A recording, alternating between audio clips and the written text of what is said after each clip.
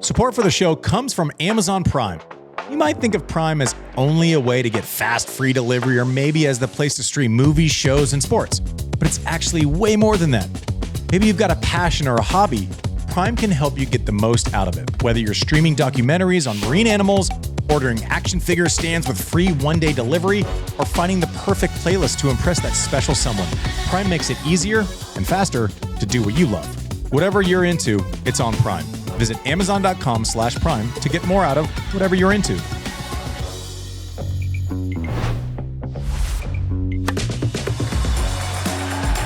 As Roland Garros begins, the most significant historical figure in the history of the tournament says goodbye. Welcome to Quick Serve, presented by Amazon Prime.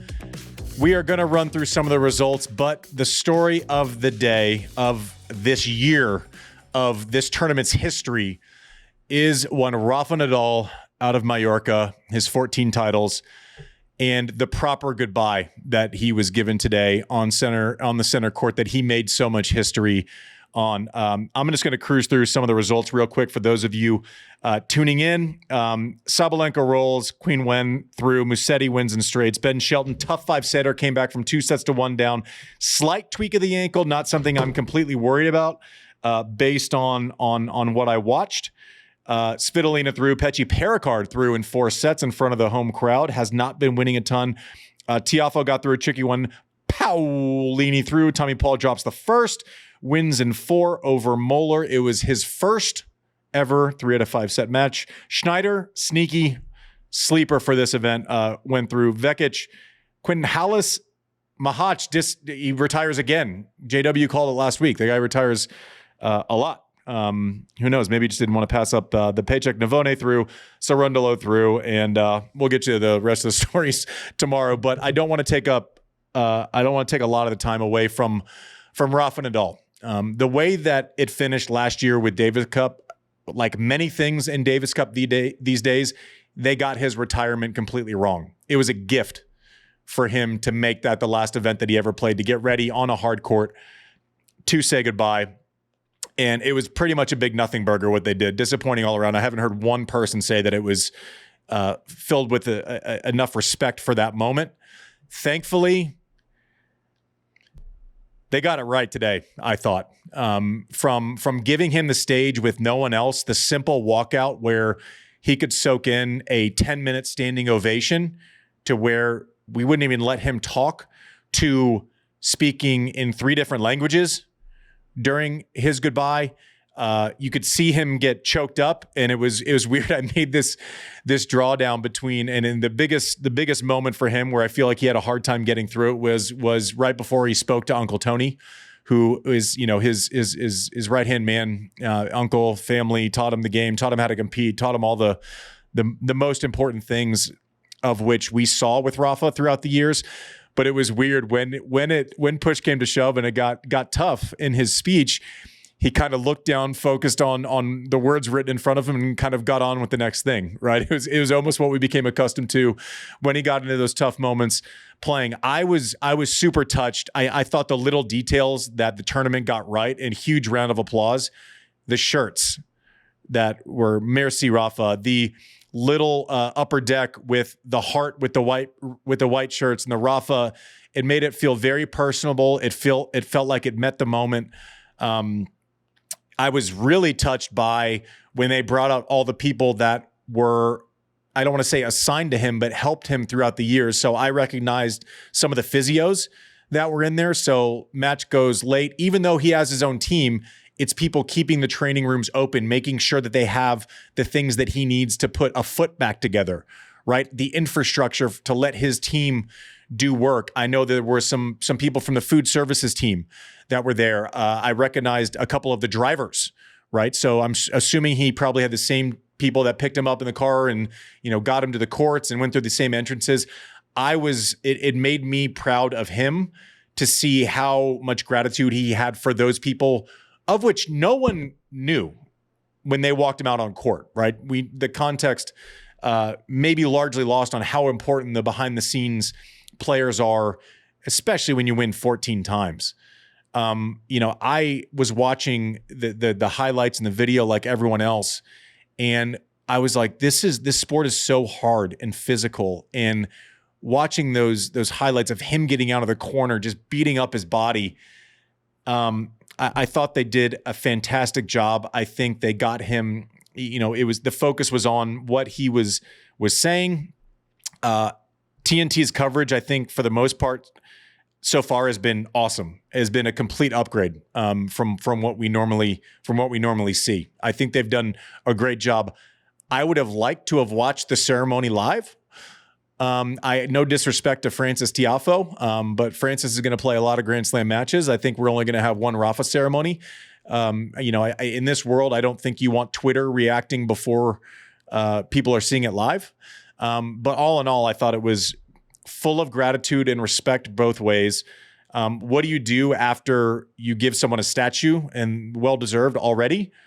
I thought the thing with the wiping off the clay and having, it almost looked like a base there with the footprint. It was so perfect for the moment. They weren't fooling anyone with the messages from the, Murray, Djokovic, and Federer. I think we all knew that they were standing back there, as they should. But it was really nice. And what Rafa said about, listen, we can go through battles. There are times we've come off the court where we probably don't like each other. We don't like what each other's pulled. We don't like, the results. We don't like our best moments are shared with our toughest moments, largely through the three people standing in front of him. I thought it was a no-brainer. I knew that those three would show up if asked. You might like one player more than the other. You might not like one of the players, but you have to like the respect that these guys show up for each other when there's a going away party. Rafa and Novak did it for Roger. Murray's was a little bit tougher because we didn't know quite when it was going to happen. But hopefully that comes, it would be a fitting thing at the All England Club at some point. But I thought he just respect wins. Like comes and goes, respect never leaves.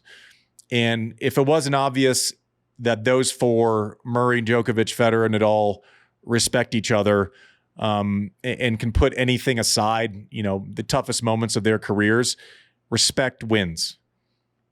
Twitter doesn't win. Little memes don't win. Little gotcha moments, little, jackasses like me talking about stuff, that can come and go. Respect wins. And props to those guys for showing up. They had to. Not because of any guilt, just because they've shared those moments. They understand what it takes. It's a very small room that can understand being the favorite heading into a Grand Slam final, doing it 14 times. I know the memories that I will take with me forever from my stupid little career, and winning one time in one place and then, coming up short by having a history at another place. I can't even come close to wrapping my head around what those feelings would be like and how deep that gratitude would run both ways, from me to the fans that I played it in front of, and then from the fans back to me had I won 14 times in one arena. Props. We needed to be able to, I watched the Roger with Mary Jo Fernandez afterwards, and he put it in a great way, like maybe we needed closure from this chapter. It was such an enormous thing.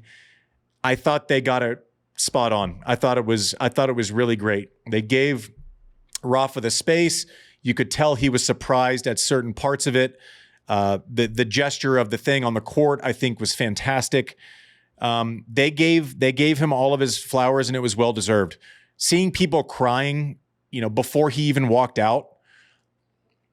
You don't win a share of people's hearts just by playing sports, right? They're reacting to the way you did it.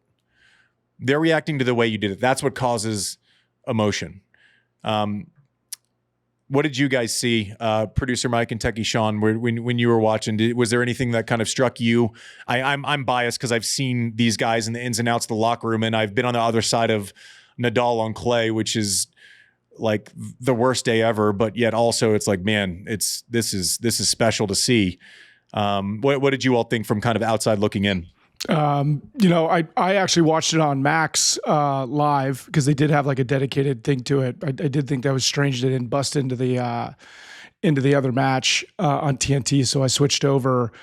You know what? It was seeing his family, and I do wish TNT would have translated it. Like the UN translate things live, but I use this like Google Translator thing to kind of watch it.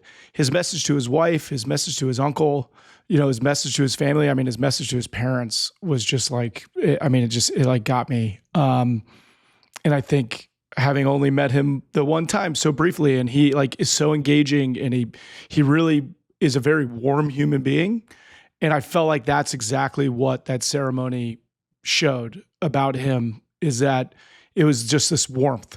It is something that athletics can do to a group of people, where he felt as much love and warmth from all of those people in the stands and all the fans that have cheered him on through 14 titles. And I felt like he reciprocated that. And even just the end, taking like the final lap, and then seeing his son come down, it was perfect. I don't think I've ever seen another ceremony as perfect as that. And like when they were sweeping off the clay, I was like, I got a little emotional about that. Like you see Coach K gets his name on like a court or something like that at Duke, you're like, oh, that's cool. But they like tell you that they're going to do that. I think the reveal of that was like, it got me, and seeing the way it got him, I thought was just special. Yeah. And I think also like that gets swept off, and your massive rivals are there. Yeah. Watching it with you. I thought it was so spot on. We'll wrap this because it's called Quick Served for a reason.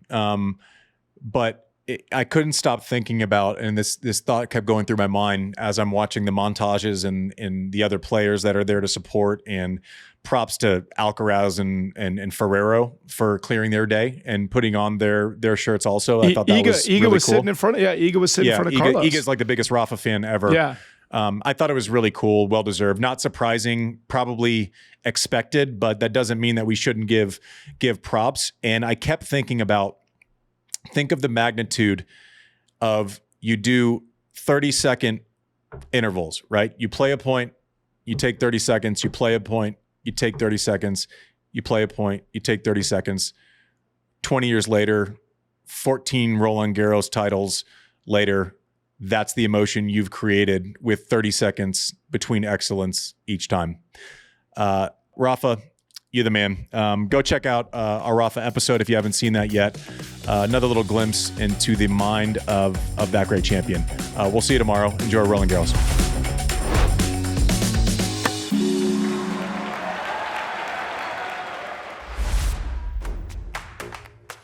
Support for the show comes from Amazon Prime.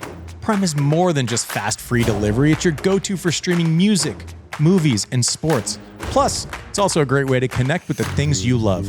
Into skiing? Stream ski films on Prime Video even when the slopes are bare.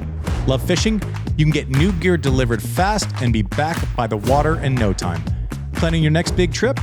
Prime helps you get everything you need faster than you can write your out-of-office email. Whatever you're into, it's on Prime. Visit Amazon.com/Prime to get more out of whatever you're into.